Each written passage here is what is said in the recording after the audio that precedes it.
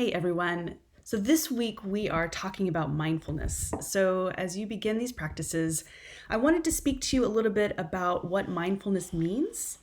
Mindfulness is different than meditation, but it's along the same lines. And a lot of people use the two words interchangeably, and they do have some overlap. And my point is not to help us really pull apart and distinguish the two. I just want to make sure that you understand a little bit of how we're shifting in to this next week in this new practice.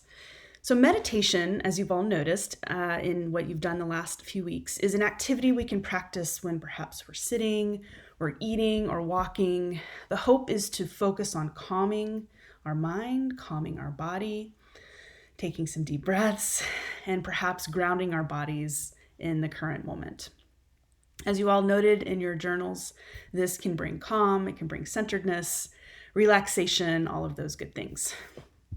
Mindfulness is a bit of a different take because it's a quality or a power of paying attention to what is arising in the present moment. So it is a way in which we build muscles to increase awareness and perception. So the key to this, actually, with mindfulness is something called non-judgment. Now, what is non-judgment as it applies to this practice? Well, it's human nature to make judgments, right? So the point is not to stop yourself from making a judgment in the current moment.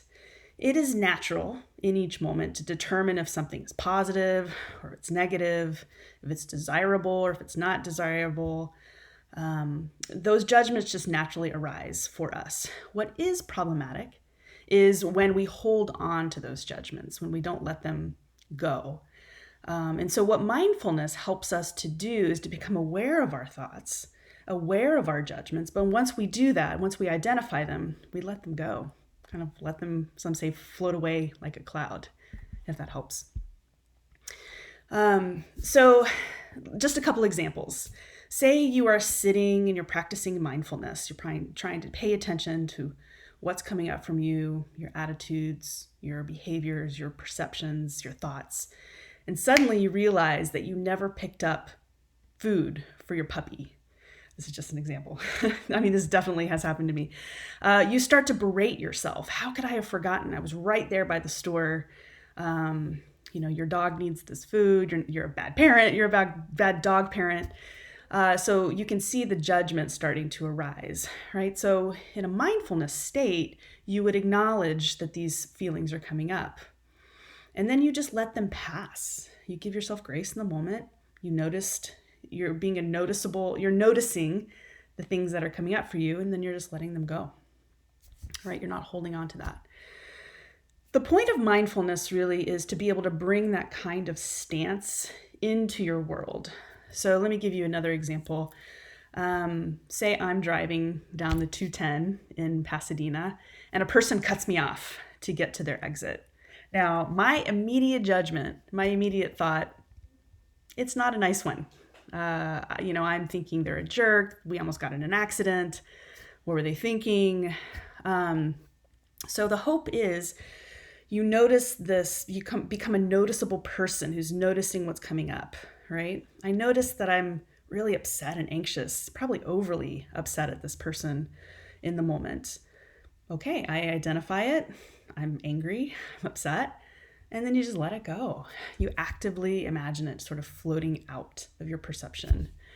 Sometimes I can do that by bringing in empathy. Well, maybe they were in a hurry to get somewhere that they really needed to go, or maybe, whatever else is happening with them that I'm not aware of.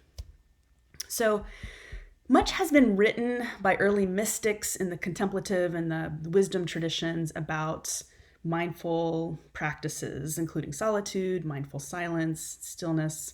I would say that also differs from what we're doing this week. The early desert mothers and fathers were writing this way of being that kind of, it goes beyond noticing to, I would say, a spiritual way of seeing through introspection and through greater self-awareness. So you can see how all these things are somewhat related, but what I'd like you to practice this week is really just kind of the basic building block. Okay, a very basic, and when I say basic, I don't mean easy. I just mean let's start with kind of square one to mindfulness attention. Again, the point for these practices is take the moment, find a space, quiet yourself, adopt a position of listening, and then practice non-judgment awareness of what is coming up for you. Once this becomes natural, perhaps try to bring it into your day, into your commutes to work or wherever else, and notice ways that you can identify some of the judgments that come up, and then just sort of identify, say that that's what they are, and then let them pass. I hope that's a good week for you, and take care.